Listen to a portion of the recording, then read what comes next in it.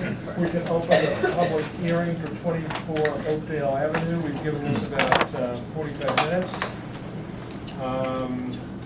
For discussion, again, the usual routine, if we start with about 20 minutes for the presentation, that then gives us a few minutes for questions from the board and then questions and comments from the audience. So, are you doing the presentation, Rob? I am.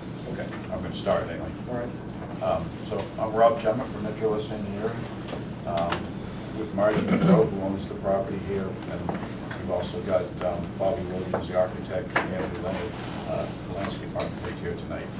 So the first plan that's on the board right now just shows the locus. So we're located in the kind of the extreme southwest corner of Weston, right on the Wellesley town line, and the Natick town line is just behind us. We're in a residential. Yes, please, John.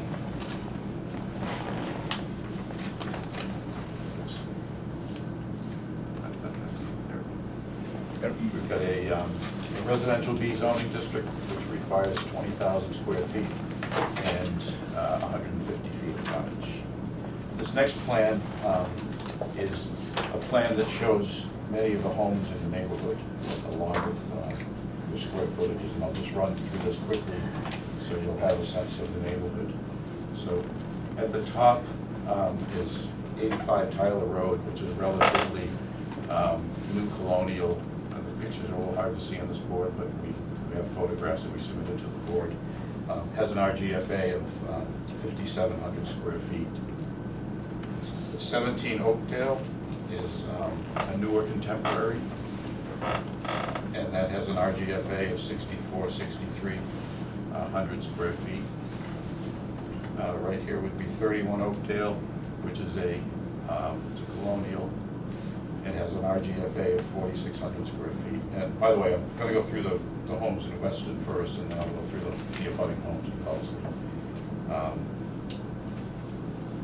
And 18 Oakdale, which is our abutter to the north, is a contemporary style home with an RGFA of 4,773 square feet. 40 Oakdale is here, which is a newer colonial, has an RGFA of 4,229. This is 103 Tyler, and that is a new colonial with an RGFA of 6,346 square feet.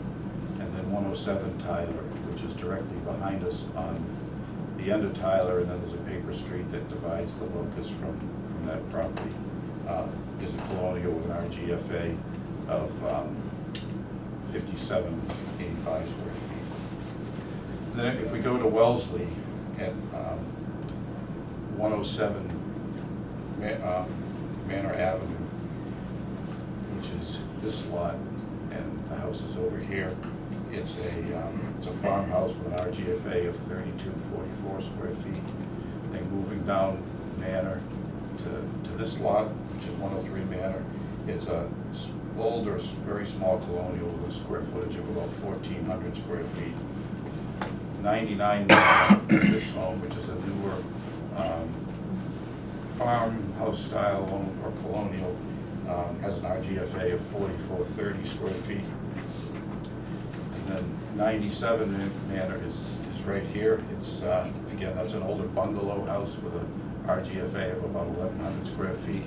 And then at the corner of Manor and Oakdale is our other Wellesley neighbor at 3 Oakdale Avenue, and that's a newer cape with an RGFA of 5,400 square feet.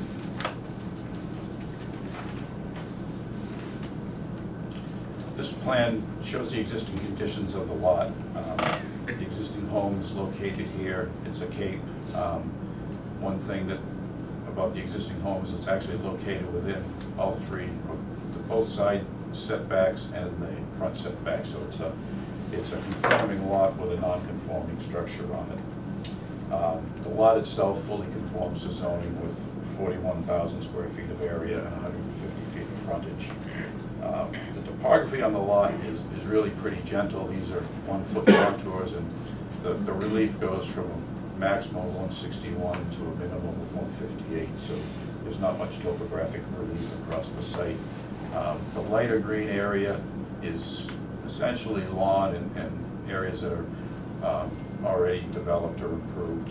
The darker green depicts where we do have some significant vegetation, both on this side and in the back. We've got a mixture of red oaks and white pines, so there's quite a few mature trees in this area. The existing house, as I said, it's a cape, has a footprint of about 2,200 square feet.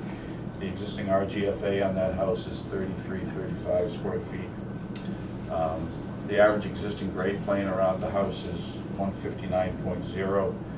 The ridge of that existing house is at elevation 182, so it brings the height of that house at 22 feet.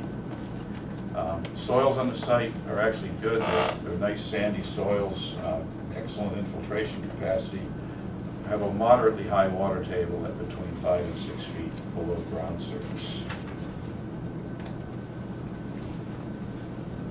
There we go. Let's see, we're a little bit out of order here.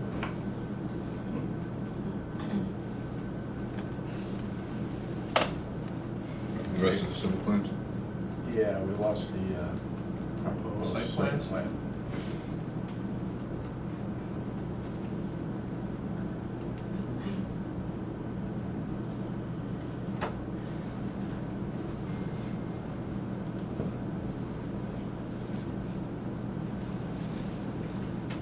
I can put it on the board if we need to.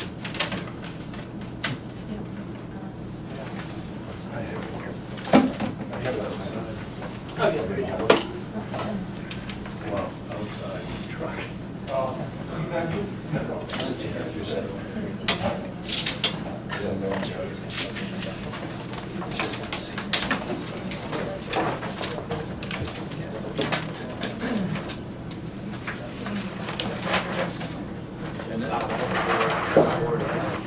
Yeah, we can throw it on the board later.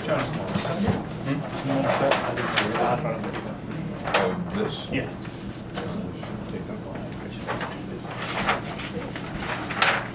Little plan B.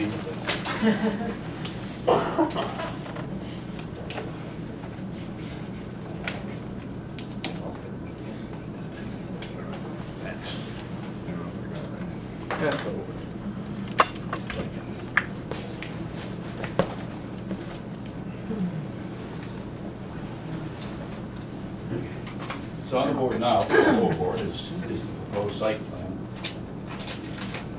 And, You guys see it? Yeah. yep, so the existing home or the proposed home is here. You can see the old home in red. So what we've done is we've slid the new location of the home back slightly, about 30 feet, so that we can comply with the zoning setbacks. The new footprint of this home is just under 3,500 square feet. And the average existing grade plane around the new home is 159.1 as compared to 159.0 for the existing home. Again, the topography is so flat. Our ridge height for the new home is at elevation 195 feet. It brings the height of the house 36 feet above average existing grade plane and under the zoning requirements. In terms of how this house was set in the elevations, the groundwater table is at elevation 154. We had a test hole right here. So set the basement slab at elevation 155, a foot above water table. And the top of the foundation is about 162.5. In the front, the existing grade here is about 160, so the top of the foundation is only going to be 2.5 feet above the existing grade right there, so it'll look natural from the street to the front. The rear is raised a bit, not so much for the house, but because the septic system needed to come up. The soils were so good, you require a 5-foot offset between the water table and the bottom of the system, as opposed to 4 feet in soils that aren't so good. So that created a bit of a mound here. We actually slope it down from the house and then back up, and there's that grade right around the septic system is about 3 feet higher than existing, but it slopes back pretty quickly to the natural grade. You can see we've preserved the dense vegetation and the mature trees on the northerly border and the westerly border along the paper street for Tyler Road. Overall, there's a total of 9 trees coming out, and 3 of them are white pine, and another one is a pretty small tree, and then one of those 9 was a leaner over here that we decided the sidewalk was probably better to come out now than during the next storm. The total impervious area on the site is 7,300 square feet. Obviously, we have a side-loaded garage on the south end of the house. It's a 3-bay garage. We've tried to bring the driveway in with a curves and offset so you can't see directly back. And we've got about 10 feet from the edge of the pavement to the property line. And the driveway itself at the garage bay is only 25 feet wide, so it's pretty modest and narrow compared to, we usually try to see 35 and 40 feet with most of the houses we work on, so that is pretty tight. On the site walk, we did talk to these neighbors about sliding that infiltration system further away from the property line, and we did shift it 10 feet to the north. And we also removed the sump pump and had that pump to the front infiltration system, as we talked about in the field. We've added an irrigation well in the front here, as we discussed on the site. And I think with that, that's the extent of the site plan, and I'll turn it over to Andrew Leonard for landscaping light. Was there a generator?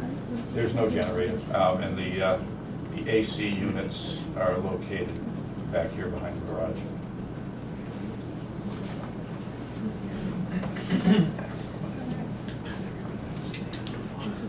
What's it? Is that the right one? That's the right one.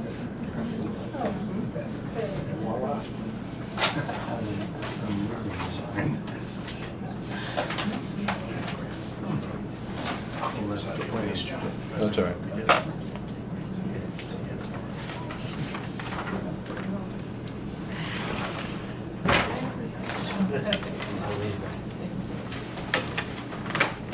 Shall we go to the next? You can control it. No, you Oh, yeah. can't. This is dead. This is just PDFs. Oh, You want the proposed? he wants the landscaping plan.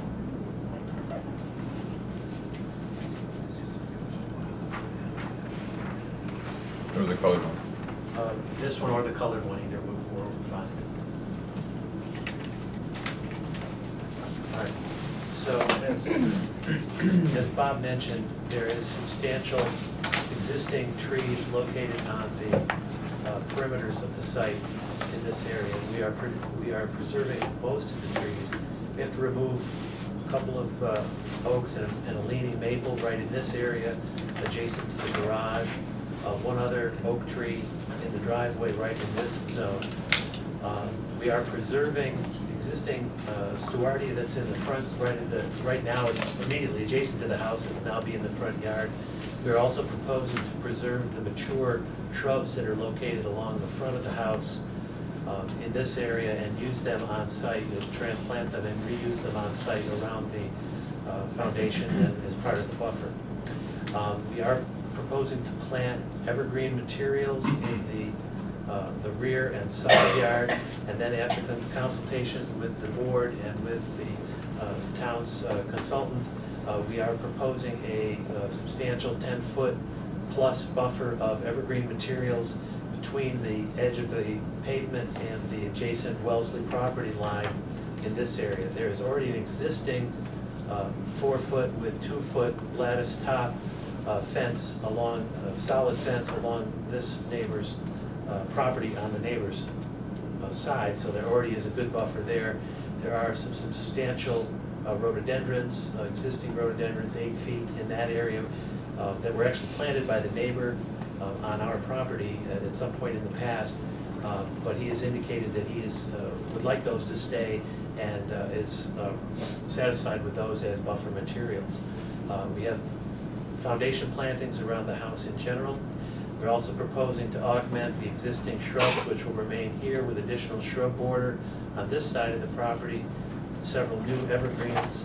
We will retain the existing crabapple that's in the right-of-way and plant 2 new 4-inch caliper maples along the front of the property after consultation with the town. We moved them out of the right-of-way and slid them back onto our front yard as being a preferable location. And then we are keeping the existing mature hardwoods that are located in this area of the site. As Bob mentioned, the driveway will be coming in with a side-loaded garage in this location and a turnaround there. We'll have one parking space in the front, which will be paved with some kind of paver system, with a stone walk leading to the front door and the side mudroom entrance. Lighting is fairly minimal on the site.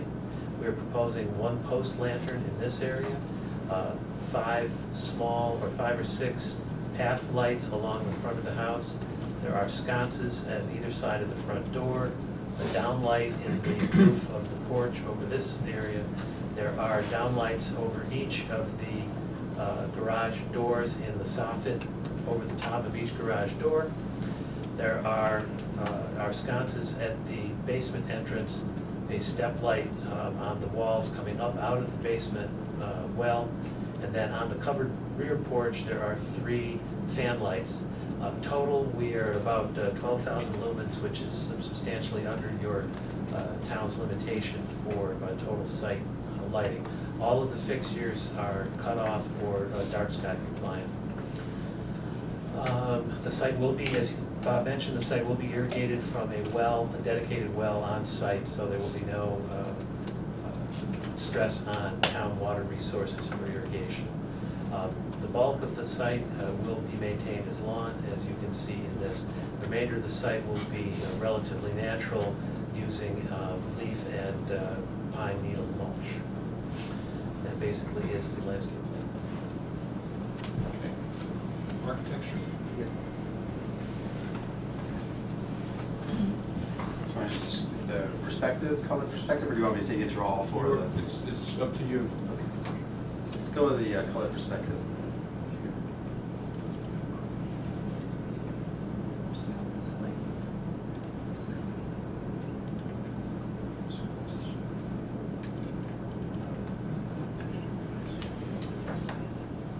This is a representation of the house, the main elevation looking from Oakdale Street. You can see the paved pathway that was just discussed, walking up to the main entrance. The canopy structure with somewhat of an I-rail like canopy here. Main entrance, this is all wood paneling signifying the entrance. There's shingle siding. That color shown there is representation. I have the color chip here. It's called bone white. All the other trim would be white. The darker color in the paneling is just a representation to help portray depth, but it is going to be white. So it's really just a pretty traditional house. We're using gable dormers to keep it traditional style within Weston. The slope right here signifies the secondary entrance, which has a mudroom off of it. And under the canopy would be lit. This is a representation of the type of flowers and plantings that would exist there. I can walk you through the other sides if you guys want to see it around the house. They're not colored there. Go to the regular elevations. One more sheet, please. Oh, it might have been on the same, probably on the same sheet, just second page. So this right here is the side-loaded garage, 3-car garage. There's about a 2-foot covered overhang, a standing metal seam roof, same shingle wood paneling at the gables, and asphalt shingle roof. Back here, projection, here's a breakfast nook that would be also made out of wood paneling that's further off in the distance. The opposite side of this is the other elevation here, where same again, one thing I didn't point out is the stone, cultured stone veneer foundation on the foundation walls that would be exposed. Again, shingle siding, a gable, keeping the characteristic of the house all the way around, so all 4 elevations have been designed. This is a representation of the back porch, covered porch area, with the sloped asphalt roof, railing, and then you can still see this stone. Go one more slide. This is the rear of the house. You have the chimney coming up. Again, asphalt shingles,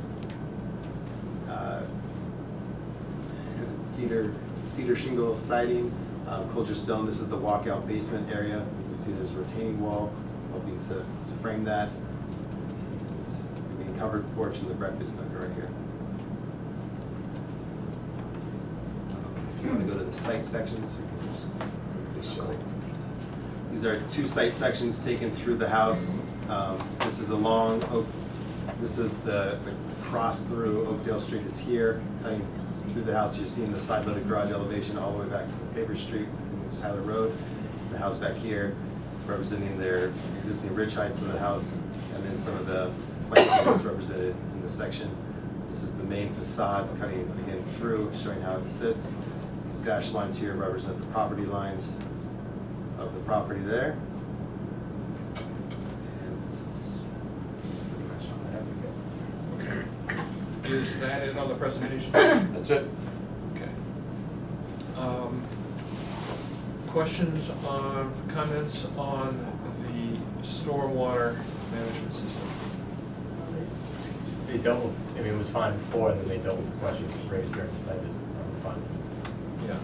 The neighbor was concerned about too much water infiltration onto his property. That's the reason why they moved it off. And Yeah, he was worried about, the sump pump work to go pump the water fairly close to his property line, so we relocated that discharge point to the front. yeah. It should be on the elevation. Actually, just let us get through our little routine, and then we'll be glad to field your questions. Kim, you did the best you could on the buffer. Where It's only- narrow. It's narrow. So it picks So what are they, arborvitae? some arborvitae and some fastigiate white pine, which are tight, but 10 feet is really narrow. So we Yeah. picked species that would work with that aren't just a row of arborvitae. Yeah. There aren't some trees that you could have there where the canopy would be high enough up Well, that cars could go there's an underneath? existing hardwood there on that's, I think it's on the neighbor's side, so that's taking up that space. Just looks like there could be another big hardwood tree or two mixed in there, but they'd have to get pretty big.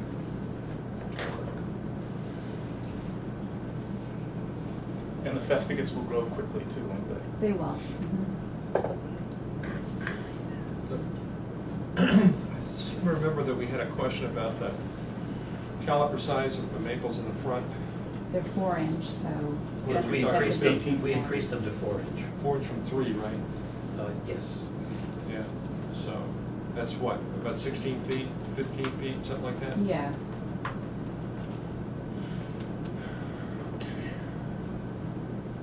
There weren't any other questions that I remember on the landscaping? Yeah,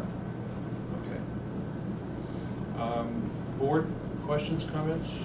Well, first I was concerned about that high water table, and I was hoping, I noticed from the drawings that we have a media room and all sorts of things in the basement. I was thinking, oh my goodness, we have another one of these 10-foot ceilings, but it turns out it's just 8 feet.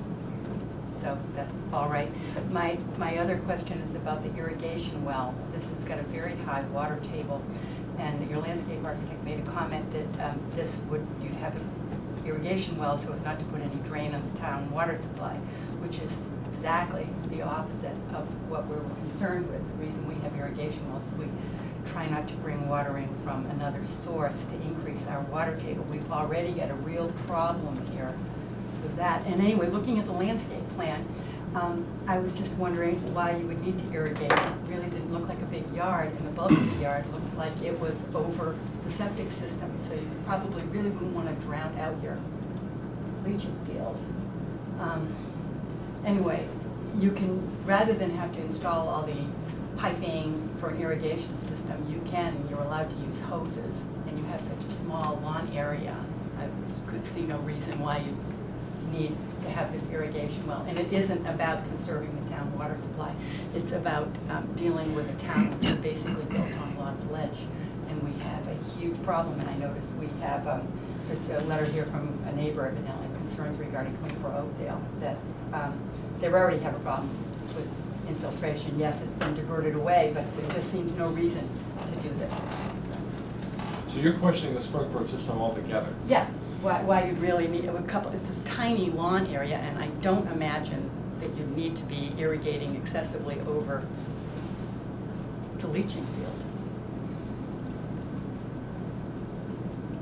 So, when you can get away quite easily with a few hoses and, or One thing, I'm a single mom and I work full-time. Mhm. Be dragging hoses around my yard to water the newly planted trees at 15 feet apiece. It's gonna take me a long time. Mhm. So, you know, if you have other suggestions, that would be great, but to be honest, the amount of time that it would take me to water all of those plants, to keep them alive. So you're not would talking be about just the extreme. mindless irrigation on the lawn?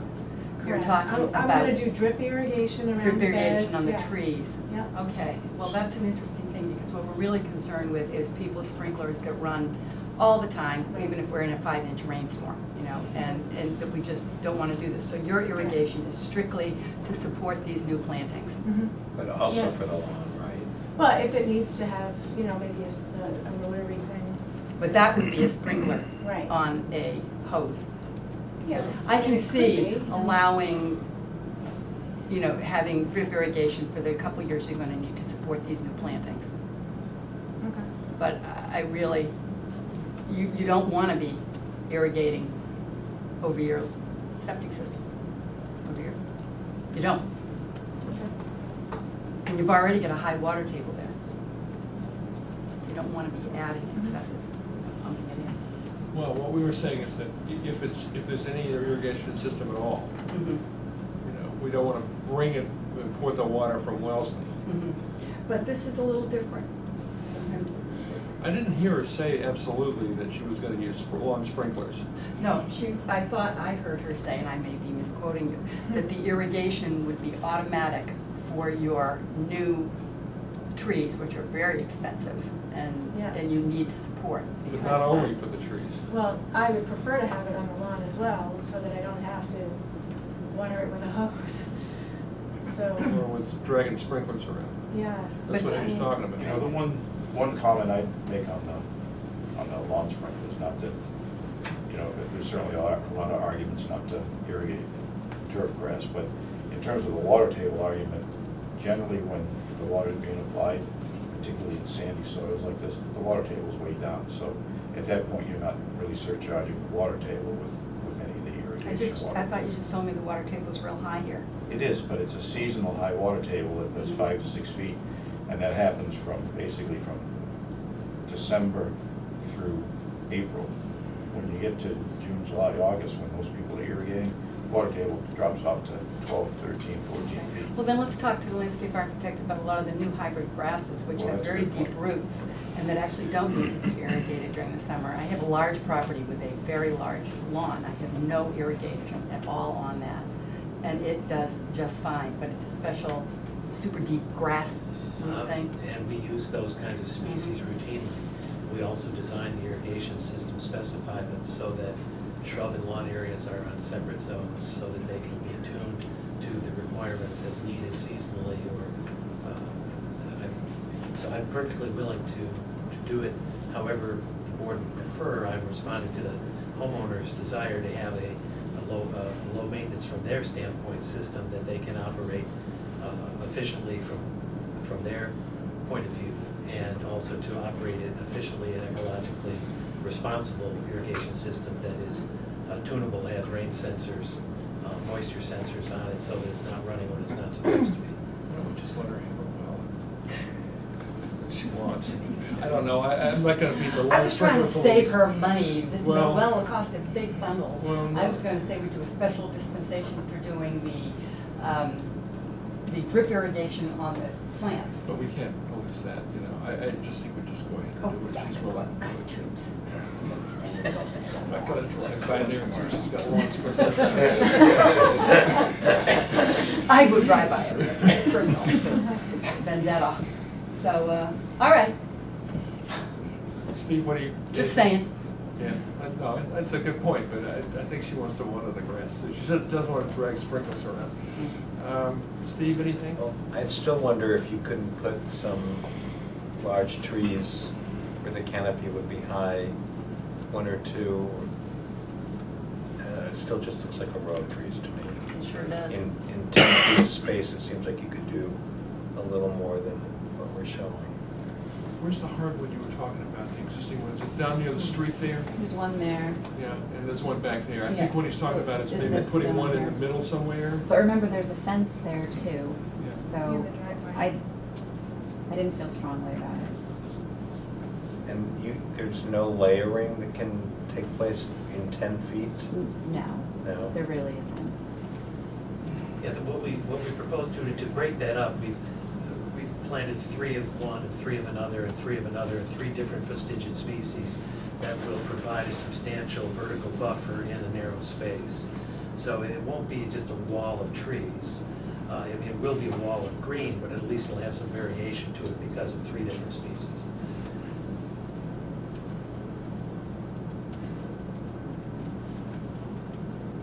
It just, to me, it looks like it's less than 10 feet from here, but I'll take your word for it. I mean, the driveway is how wide? Driveway's 25 feet. 25 feet? No. It's fairly narrow. Like I said during the presentation, usually we're going at 40 feet.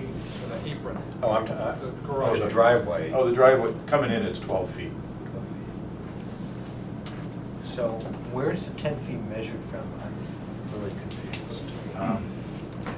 Well, so it's, the edge of the drive is up in here.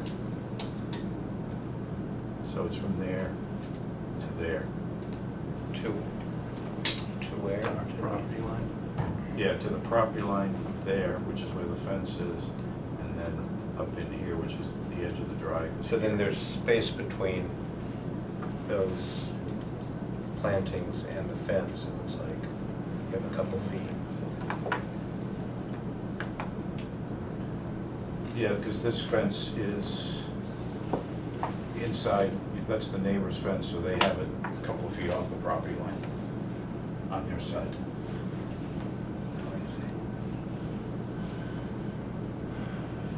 Moving it off the pavement so that the snow Yeah. plows won't kill everything along the side of it. Right.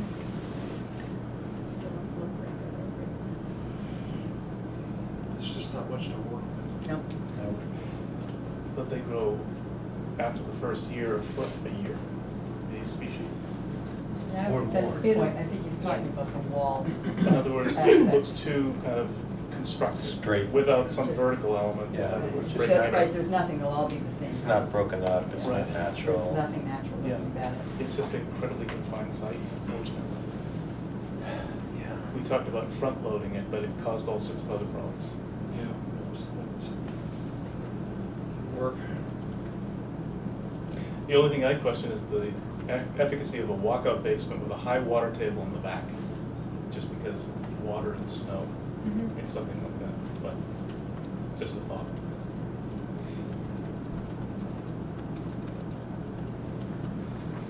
And I'm sure on the sidewalk, you guys talked about rotating the house around completely. Yeah. You mean flipping it, or running it Well, actually, like sideways? putting, 90 I'm gonna, degrees. 90 degrees, yeah, 90-degree rotation too, so that Well- you could give yourself, which, this is a large house on a very small lot. Here's the And thing. it would, yeah, let's see. The thing is, that she started talking to the planner Uh-huh, back in April. uh-huh. Ah, This is October. oh, is this a leftover for us? Yeah, well, Oh, yeah, a and she was, legacy problem. and she did a lot of the things that the planner asked her to do, Ah, or signed off on. okay. So I think our ability to do things like rotating the house is. A little late? it- We A can little do late, it, like but 6 it's. months? Just a few degrees. Yeah, so that came up at the sidewalk, you know, how extensive could the changes be, given the fact she's gone through this Okay. process for so I gotcha. long? So this is sort of a dispensation because of Yeah, the circumstances. a little bit, yeah. Okay, I mean, you know, yeah. now explain it to me.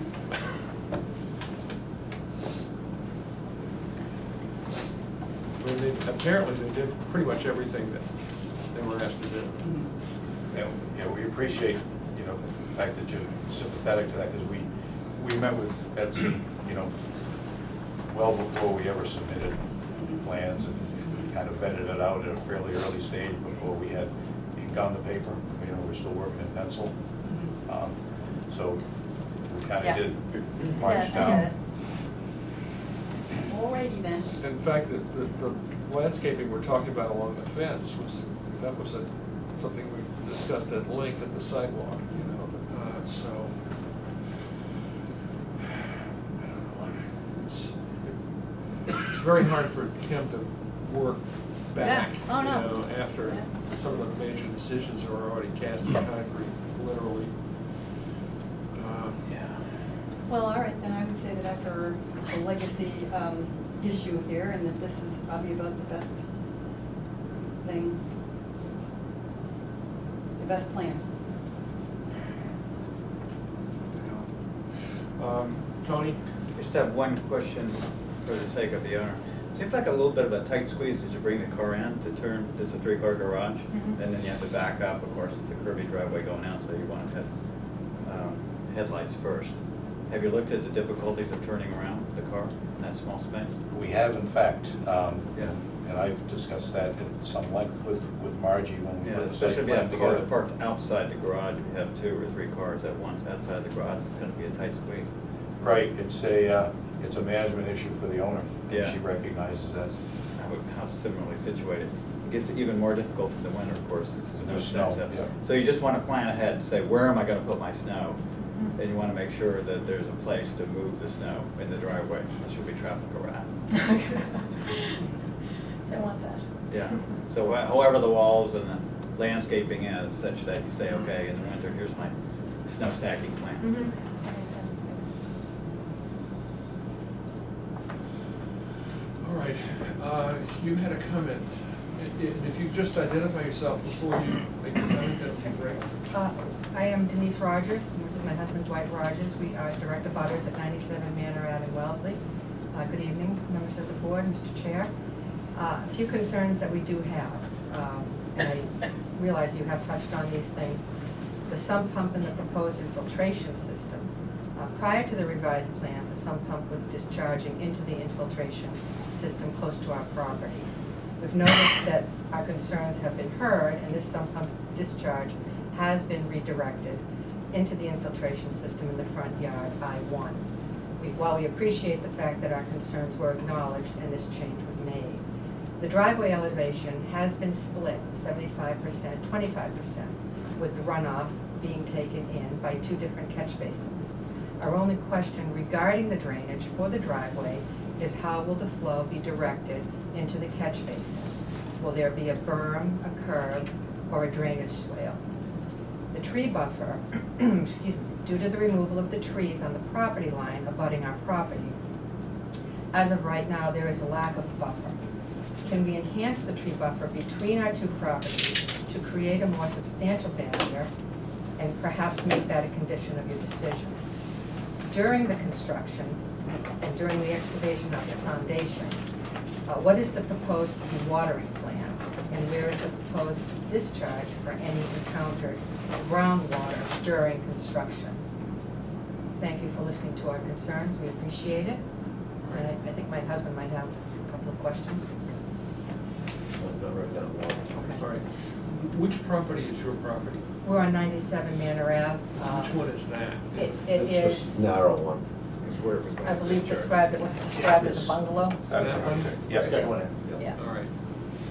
And, okay, and so the buffer you're talking about, the row of shrubbery that they're showing there, you're concerned that's not a buffer enough? As of when we first saw it, this, I don't know if this is a revised plan. This is revised This- since the sidewalk.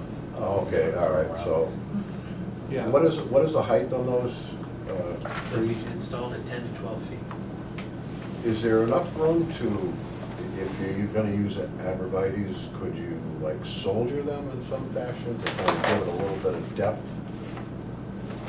You know, space and depth? Stagger them, you mean? Yes. Yeah, like Right. you put one up front, one in the rear, one at the front, one in the rear. We Kind can, of give it a little bit of depth, I guess you could say. Which we have done on one of our sidelines, with our neighbors.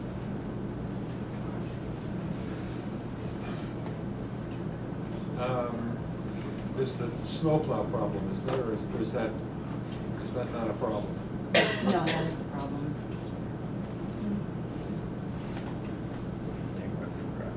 I think if they're staggering them, it's a matter of inches, not feet. Yeah, there's probably enough space to pull one forward 6 So inches or little, something like yeah. that, because there's really not a lot of room. Yeah. What about the other questions? The- Respect to the runoff and, Yeah, the runoff on the driveway question, most of the driveway is actually pitched towards the front, probably from the middle bay, half of the middle bay back, pitches to the back corner, and we'll put basically an asphalt dribble berm around the driveway to make sure that the flow stays within the catch basin. Okay, so it doesn't tip Yeah. off the outside, Yeah. sure, okay. In terms of I guess the other question was dewatering. yeah. I honestly don't think that there'll be a dewatering issue, because, almost the worst case is the bottom of the footing elevation will be at the water table, based on what we've seen out there. So I don't think there's a situation where we're gonna be, pumping water. I think the worst case is we may have 4 inches of water in the bottom of the excavation, and they won't really even need to pump that out, because it'll just be the bottom of the footings. So I don't really see that as an issue. One of the other things I should have mentioned to the board, usually one of the questions we get here is how much blasting will there be, and based on the soil testing too, we don't anticipate that there's any ledge out there at all. All sand. Yeah. The follow-up question to that is, what if you're surprised and you do have to de-water? Well, if we do, then what we would probably do is pump it up with a temporary system, a small excavation where the septic system's gonna go. Yeah. And pump it into there, because the soil's all sand and gravel, so it would go back there and then go back into the ground there. Because that's central point of the lot, it's furthest away from any of the budding properties. The soils are very receptive for accepting infiltration, so if it was pumped back there, it would go back into the ground quickly. Do you have any renderings of what the house looks like from the neighbor's point of view? Just curious. Just Just the side elevation. Just the elevation. Right. You don't have a rendering, or you Not got it? a rendering. Does that fence extend into your yard as well? No. No, it. Okay, so the fence ends It and goes to you're the left? end of the edge of the shed, and then the shed is like 8 feet wide, Okay, and then it's just so open it's from basically that point. that last quarter of the driveway and the turnaround that does not have a fence, right? That's your property, Correct, right? So your only buffer is these trees? correct. No, actually, the rhododendrons that are Yeah, planted are the buffer. right, and I understand they're 8 feet high, but, it depends on where you stand in the yard. If I'm on my patio, I could just look straight down into your driveway. Would you like to move them? Hmm? Would you like to move them and we could put a different buffer in, or what would you prefer? I prefer something maybe possibly a little higher, moving them would enhance that buffer, absolutely. Okay, my understanding from you at the sidewalk is that you wanted them to stay right where they were, so that's fine too, Right. whichever Yep, is yep. preferable is. So, I just need to know which way you want to go. Right, and the other change I didn't realize was the AC units. Was there a reason why they were changed from the other side Yes. of the house? Yes, there was a reason, because they fell within the setback limits, and they need to be outside the setback. They're considered a structure. You were going for, I think you were going to the ZBA, you were thinking about it when we talked at the sidewalk, no? No, I don't think that was this No, one. okay. On the other hand, they do have to comply with our regulations. We've There always cannot said be that. any level higher than 40 decibels at the property line, so. Are there 6 of them? Three. 3 and 3? Three. That's What are the ones those up are- at the top? Those three. Oh, they're lingering on They're the leftovers. Oh, rendering they- from the they- leftover. they had to put them Those are in. gone. Okay. Those are off the official documents that have been Yeah, submitted. because the ZBA considers those to be structures. Yeah.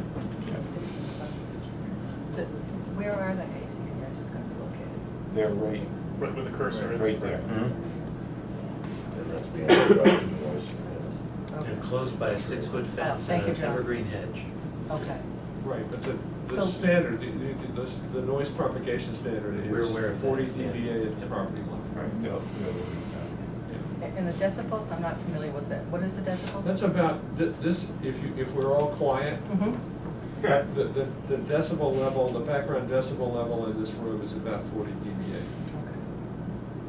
So I don't think noise is good. I don't think so either. And then it'd be 3 or did you say 3 or 6? No, there's only three. Okay. The rendering incorrect, meant to take them off the top side. Al, is that the sum of the three is 40 Yeah. dB, or each Total. one is 40 dB? Side of the property line. No, Oh, the amount so of the sum- noise the at sum the of the property line, property doesn't line. matter Okay. how many things you have, as long as the measured sound at the property line is 40 decibels.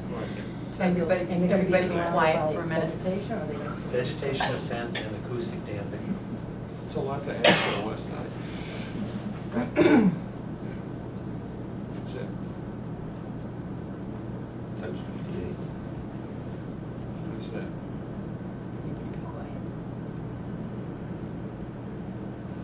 What was that?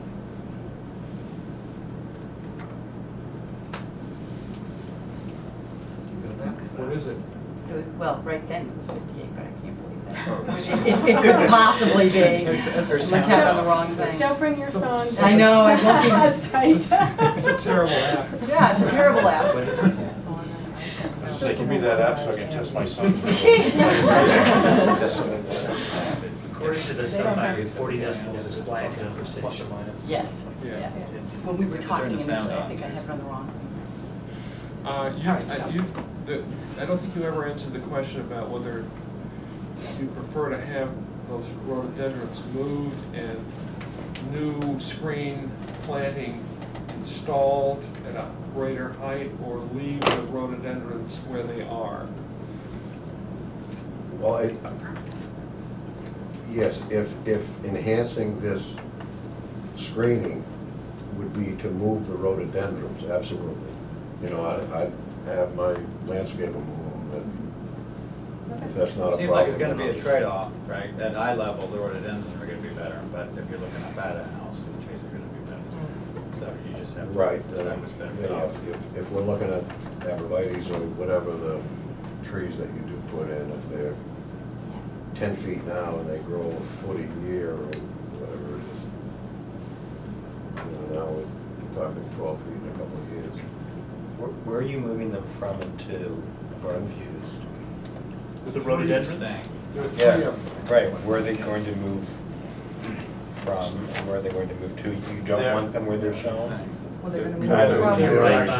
where Kind of they right are. in No. here. Bob, they're to your right. Am I right? They're gonna move Yeah. from where they are now These, to, Right there. Probably Those three. back a Yes, little. yeah. That's where they're being moved to. no, back No. towards They're us. there already. They're there already. Videotape. Where they are now, They're existing. where they are now, they're existing. Which is right there where they're shown. Yeah, correct. And you want to move them? Yeah, Well- move them forward so they can continue their, So So the if he, screening, so Strong. I was trying I to. see. so if Okay. he moved them a We little both- forward, Well, you would get that layering effect. Yeah. You'd get Forward the taller towards trees their and- property. Yeah. Towards your Yeah, property, yeah, yeah. Screening is beneficial. That's good. And our Right. sleeping quarters are in the back of our dwelling. So screening would be beneficial. So then you'd need 3 or 4 more arborvitae or Or whatever those are. Fistish with pine. Yeah. So we could do that with the pine and the arborvitae, whatever was in there, and then if those are moved back, you'll have the lower level and the upper. Yeah. Yes, yes. that's Get your fine. staggering Because effect. we could have our landscape. What happens if they don't survive? That should, Well, I think it's kind of a touchy question, because they're really your rhododendrons. Yeah, if they So don't make it, they don't make if it. they don't make it, They don't I make don't it. see the homeowner replacing them, because they're not really the homeowner's rhododendrons. She's willing to leave them alone, but moving them is at the request of the person who planted them. So I don't think we have a condition where they get replaced if they don't survive. How much risk in the move, Kim? A good amount? And if they die, that's a hole in the buffer that, Well, we're gonna, No. no, we're No. putting but they're moving those 3 onto their property. oh, I see, And then we're planting Okay. new. So it'd be another layer. I see. I've had great like moving rhododendron, just never in the spring or summer, only in the fall. If you move them like late September. they seem to Tomorrow. survive. Well, obviously this would be next year, I think, by the time you guys get to this kind of thing. He's a non-ministry socialist. Diana Chaplin. I just think you might want to consider for your buffers, because they're so conformed, to just maybe add some new ones on your property, just because it might be better for you guys. Just to add something. We can't condition it. No, I know. I'm just saying. No, what we're looking for is a stronger barrier between the properties, because we've lost a lot of cover in the trees that were taken down, that now we can see right straight through to Tyler Road, which you put it before. And we can see the new house on the other side of Tyler Road, Okay, so Which that's, trees were taken down? on the property, On which property? on 24. On your property? Oh, so trees have already been taken down? I took some last winter. Oh, I see. They're mostly rotted trees. okay, so we're gonna move those three, we're gonna put new spring planting in to replace them. I think that addressed all your questions. Yes. Any other questions from anyone else? Yes? Yes, here. Clary Discourse, 107 Taylor Road. That's the house right behind 24 Oakdale. A couple of concerns.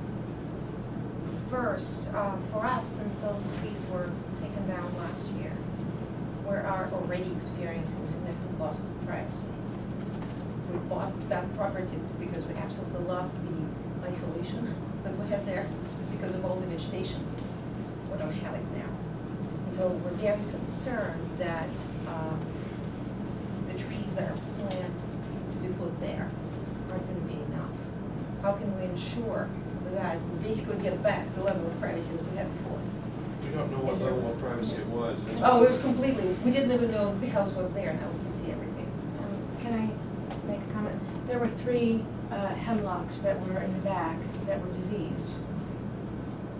So that's what came down in the back of the yard. The rest of the trees that came out were from the side of the yard. Well, they're taking, as I read it, they're taking two trees out. And then they're replanting with 1, 2, 3, 4, 5, 6, 7 in that area. I don't know, how tall are they? Going in 10 Do you feet remember? plus, How much? 10 to 12 feet. What kind of trees? Pines and spruce. We could make them, we could beef those up.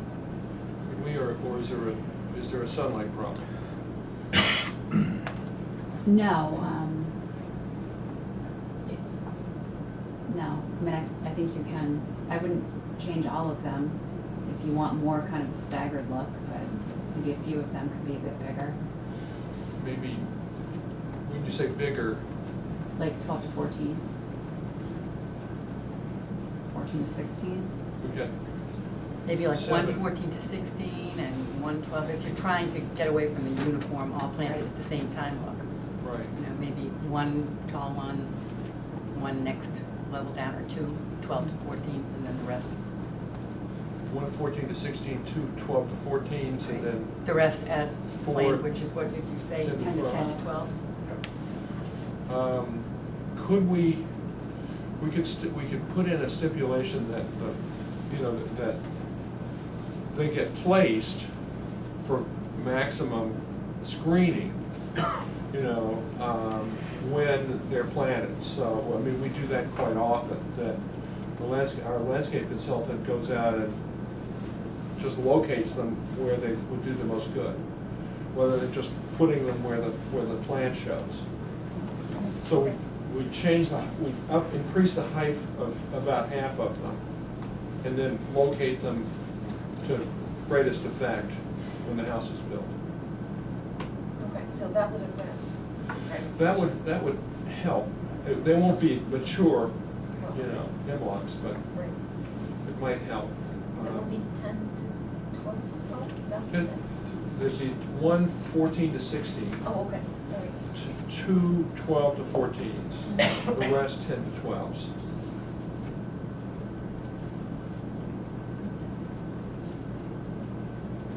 Yes. Sherry Pearson, 99 Manor. So I am the larger lot next to, exactly. So continuing the conversation so that I understand, there are 1, 2, 3, 4 of the hemlocks or other trees that are being planted along my property. There's actually six. Six being planted in that area. They're not hemlocks, They're pines and spruce. spruces. Pines and spruces, I'm sorry. Yeah. So there's 6, I see 1, 2, 3, 4, and that's a cluster in the corner there? Yes, 2 more, yes. Okay. And those are also coming in at the same size? Those are coming in at 10 to 12, I guess.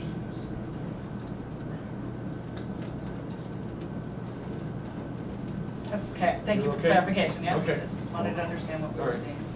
I have another question, if I may, sorry. I'm completely new to all this, so forgive me if I'm asking you a silly question, but what does RGFA stand for? Residential gross floor area. Okay, so the number that you quoted for my house was big news to me. I had no idea I had such a big house. Well, it includes garage. Okay. And you have to read the definition of what RGFA is. Because it includes garage, and the assessor's office lists the various numbers, and we just add them up. It would include if there's any attic space that was potentially finishable, it includes that. If you had a walkout basement for more than 50% of the house, it would include that. So it's usually if you're buying like a house that has 5,000 square feet of living space, the RGFA ends up being 6,500 or 7,000 square feet. Okay. And what's RGFA for this house? I understand it's quite large. This one is 829, and it ends up with about 5,000 square feet of living space. A good portion of it is both the garage and an unfinished attic, which is also counted. But still, it's going to be the largest house in the whole neighborhood. Is that a concern? I don't know if it is. That's why we're here. Okay, all right, so, It just as a, we can't actually limit the size of the house by state statute. We can't, but we can't deal with the size of the house at all. We can only, this is just site plan review for houses that are larger than a certain level. And just maybe to add to what Al just told us, if this house had an RGFA of 5999, which is actually, there's 3 or 4 houses on Oakdale Avenue which do have RGFAs of 5999. They don't go through this whole extensive process, and you don't get to review the landscaping and all that sort of thing. So generally, when it's a large house and it goes through this process, it ends up being a better project for it because the planning board gets a chance to really review it carefully and look at what's going on. Whereas if it's just a 5999, that's typically done by a spec builder, and you end up with little toothpicks for trees and things like that. A rooting section. Can I ask you one more? I'm sorry about this barrage of questions, but like I said, I'm completely into this.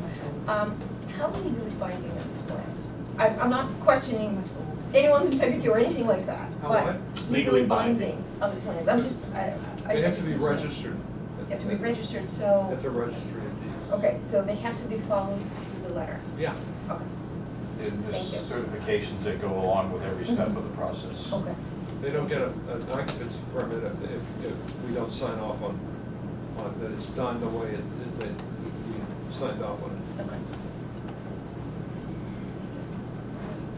Anyone else? Yes. I'm not familiar with what's allowed in the town of Weston. How much, I guess the maximum would be allowed in this particular district, and how much is it over the allowable? Again, you can't regulate the size of the house. You can't set a maximum. She's just asking by right. By right, what is the, what is This would be this? 4,100 square feet, because Is it B zone? Residence B. Yeah, 4,000 square feet. That's allowed. That's 10%. what- No, that's the trigger. That's the trigger that gets you in the site plan review. What's allowed would be within the 2 stories, 37 feet high, within the zoning setbacks, which would be 50,000 square feet. Yeah. So that, the excess triggered this review. Yes. Thank you. Right. All right, any other questions or comments? Good, in that case, we'll take a look at the draft decision. We'll continue and take a look at the draft decision. What date, John? What's our schedule look like? The 4th is 18th of November. Because our schedule next time is totally booked up already. What is what time? 9 o'clock. 10 o'clock. This isn't for testimony. This is to review and vote on the draft decision. So you don't have to be here if you don't want. There won't be anything in the draft decision that we haven't already talked about this evening. But I won't be able to start construction until the spring, not the spring. Well, You can start it November 5th if you Good. apply for the permit. November 18th. Or the 18th. yeah. It's not impossible at all to start at that point in time, but it's up to you.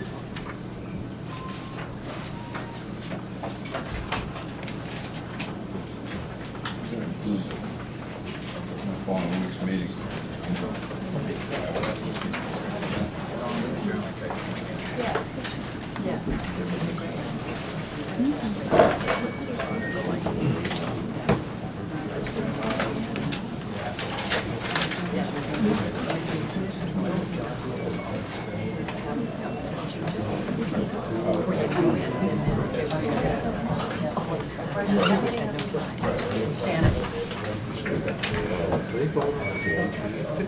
You've seen these minutes?